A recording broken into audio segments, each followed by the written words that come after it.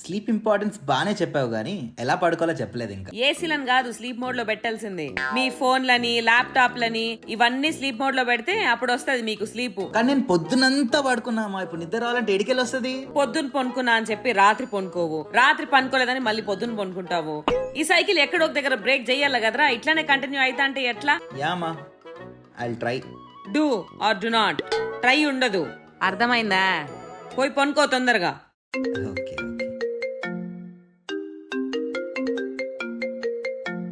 అరే ఏంటి కొత్త చాయ్ స్పాటా? ఓకే రైట్, మరి వచ్చేస్తున్నా.